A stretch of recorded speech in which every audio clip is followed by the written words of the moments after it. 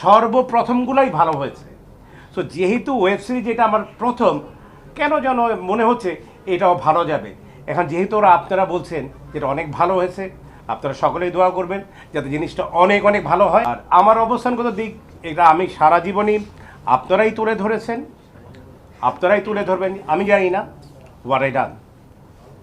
আপনারা যদি ভালো করে বলেন, মনে করি ঘুরে না, আল্লাহ তালা যতদিন রাখবে ততদিন থাকবো, কাজ করব, এবং আমরা সর্বোপরি এইখানেও ভালো কাজ পেলে করব, আদারওয়াইজ করব না। এরকম আমার মতো যদি হয় সেভাবে করব। আপনাদেরকে আমন্ত্রিত করলাম আগামী এই বছরেই, এই যে বছরে আমি মরদ ধরবো, আগামী বছর আর কি, হ্যাঁ, এই এই বছর তো বছরে, শেষ।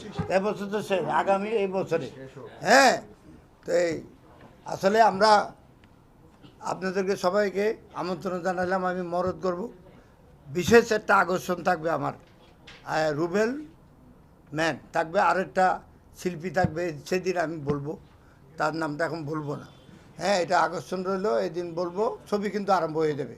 ডিজিটাল প্রেমের প্রত্যেকেও যেন কাজ করতে পারে সে সুযোগ আছে। মার্শাল আর্ট জানবে, যারা মার্শাল আর্ট জানবে তারাই এই ছবিতে অভিনয় করবে। রুবেল থাকবে তো প্রথমে, এটা তো স্বাভাবিক। তো এই কামব্যাক, আমার ছবিতে কামব্যাক করবা মানে তো বিরাট ব্যাপার। আবার আমি তার উস্তাদ, আমার ছবিতে আসা মানে তার মার্শাল আর্টগুলি দেখাতে পারবে, এটা সৌন্দর্য হবে। এইটার ওয়েব সিরিজ করছে, আরও কিছু করছে, আরও অনেক কিছু করুক, কিন্তু মার্শাল আর্টের ছবিতে বহু বছর পরে আমরা একত্র আবার আসবো।